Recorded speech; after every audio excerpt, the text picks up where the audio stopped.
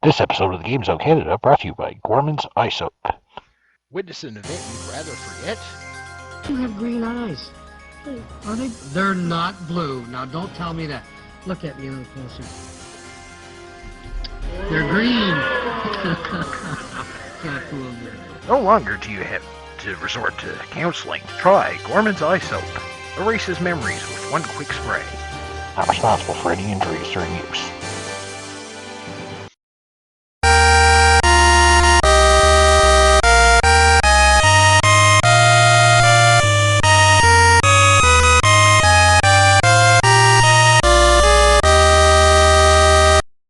Hello everybody and welcome to the Game Zone Canada for November of 2019. I'm Marc Power, your host. Last time out we looked at Les Settlers Popettes, a quirky kids show from Quebec. And they both made and ruined Claude Stayman's career. Well, this next show wasn't as successful and fortunately was a bit controversial. It's time to look back at Face the Music.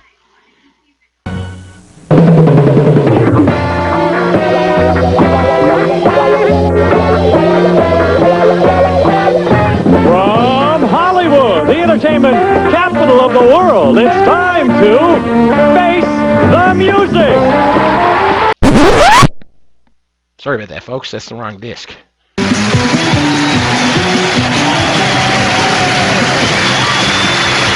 Hello, thank you very much. Thank you, hello, and welcome to you at home. Yes, this is Face the Music, or in the words of the great Jerry Lee Lewis, yes! Face the Music was a syndicated musical quiz and lasted for one season. The host is the late Alan Thicke. Previously, I had said that everything Alan did after Growing Pains sucked. But, truth be told, he wasn't that bad a host here. But since this went off the air 9 years before Growing Pains went into production, I don't have to correct my earlier statement yet. The set looks like it was built on a shoestring. Just two tiny podiums for the contestants, if you want to call them that, and one for Alan in the middle, the set. I've also noticed that the 70s, a lot of game show sets seem to go for the same color scheme. Of brown, yellow, and orange. What were you guys smoking back then? Oh yeah, pot.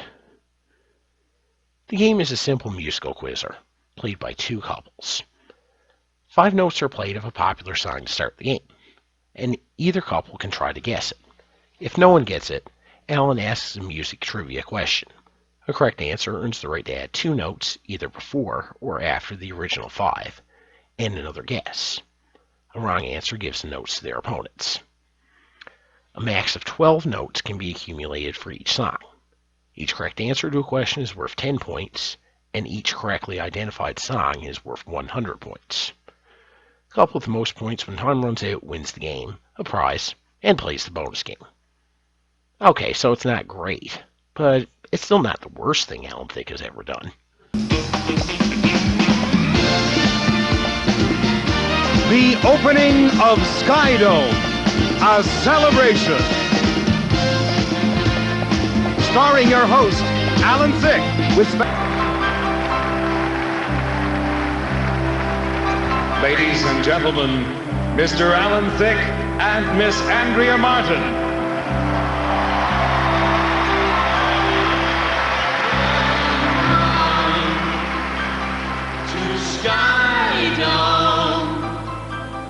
The world's largest retractable ceiling, multi-purpose, 8-acre, 30-story high dome, sky dome. But instead of the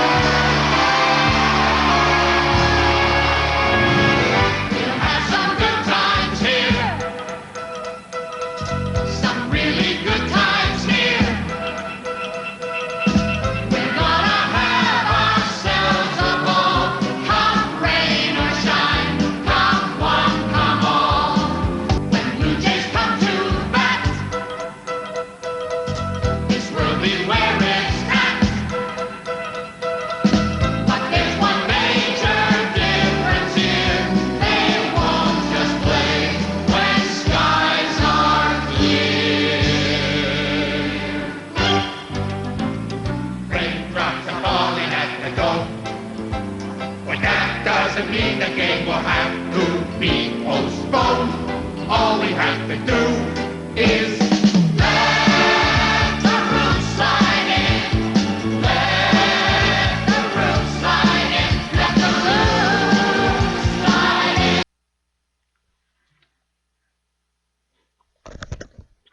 Oh! God! That really burns! Pain is my friend. Pain is my friend. Pain is my friend.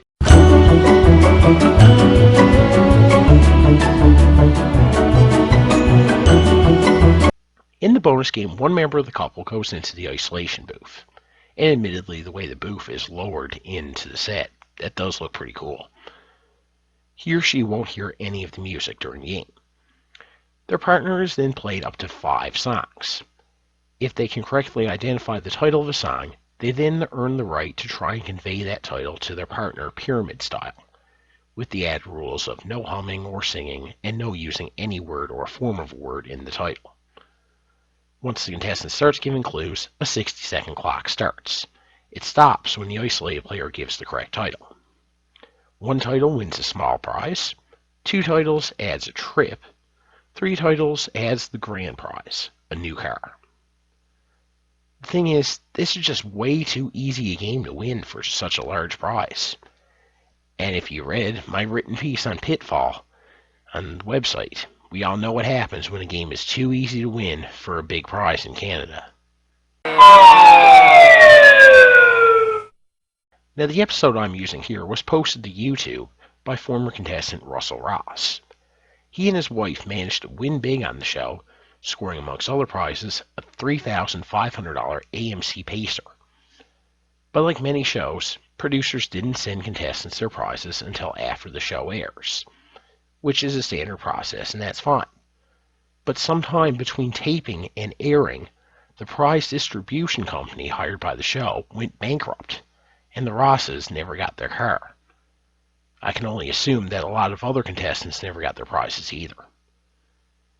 Russell ended up negotiating with the show's producers, and instead of getting the car, they received $5,000 worth of Philips electronics, which on paper wouldn't sound so bad. But it was a lot of prizes you wouldn't necessarily want.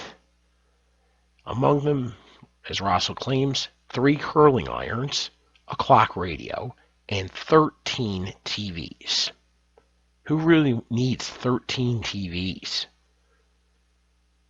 And worst of all, the Rosses really needed a car, and all these gadgets were useless to them. Eventually, after several months, they were able to sell them all and buy a nice used car, so in that sense it kind of worked out. In fact, the 13 TVs were sold to MTV, who used them for the board for remote control. So that about does it for this edition of the Game So Canada. Next time out for our holiday edition, we'll be looking at the 2-episode run of the Canadian version of Who Wants to Be a Millionaire. Until then, I'm Marc Power. Long may your big jib drop.